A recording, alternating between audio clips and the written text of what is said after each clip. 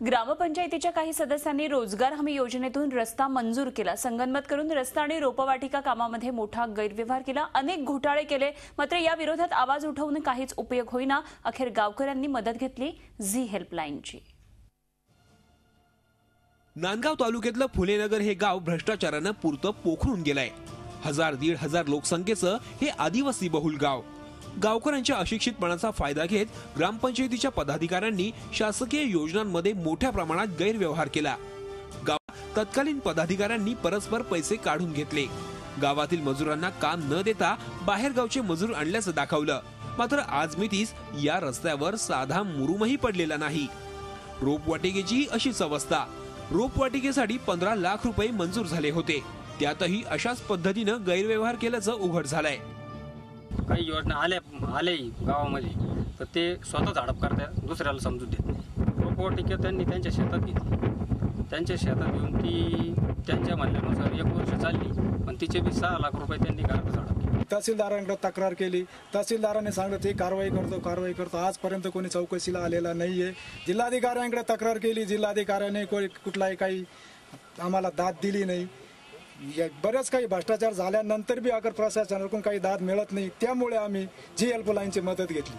अखेर या गावकऱ्यांनी झी हेल्पलाईनकडे तक्रार केली। झी हेल्पलाईनच्या टीमनं या सर्व गैरकारभाराबाबत माहिती घेतली आणि तहसीलदार पूनम दंडेले यांची भेट घेतली। सर्व गैरव्यवहाराची त्यांना माहिती दिली। त्यांनी तात्काळ या गंभीर प्रकरणाची दखल घेत पुरवठा विभागाच्या अधिकाऱ्यांना माहिती घेण्याचे आदेश दिले। संबंधित त्या कालावधीतले जे दुकानदार आहेत तर त्यांचा खुलासा प्राप्त करून घेऊयात आपण। त्यांना एक नोटीस देऊया की त्यांच्यावर का गुन्हा दाखल करण्यात येऊ नये। पहिल्यांदा शहानिशा पुरवठा निरीक्षक यांनी करायची, त्याच्यामुळे त्याचं खरोखर घडलंय का, घडलं असेल तर नोटीस देऊन खुलासा प्राप्त करून घेतला जाईल आणि त्या अनुषंगाने मग तो अहवाल प्राप्त झाल्यानंतर पुढची कारवाई केली जाईल आणि गरज पडलं तर म्हणजे वरिष्ठ कार्यालयाचं मार्गदर्शन घेऊन त्या पद्धतीने पुढची कारवाई केली जाईल। तहसीलदार दंडिले यांनी आदेश दिल्याने काळाबाजार करणाऱ्या दुकानदारावर कारवाई करण्याचा मार्ग मोकळा झालाय। त्यानंतर रस्ता आणि रोपवाटिकेच्या गैरव्यवहाराबाबत आम्ही गाठलं गटविकास अधिकाऱ्यांना। याबाबत नव्यानं चौकशी करण्याचे आदेश गटविकास अधिकाऱ्यांनी दिले। तसंच या कामात गैरव्यवहार आढळल्यास संबंधितांकडून रक्कम वसूल करण्यात येईल असं आश्वासनही त्यांनी झी हेल्पलाईनला दिलं। त्यांच्या दोष आढळले तर जिल्हाधिकारी निर्देश देतील आम्हाला चौकशी करायला। आमच्या चौकशीमध्ये काही आम्हाला जर काही आढळून आलं तर आम्ही ते चौकशीचा रिपोर्ट सीओ आणि डेप्युटी सीओ ग्रामपंचायत यांना पाठवू।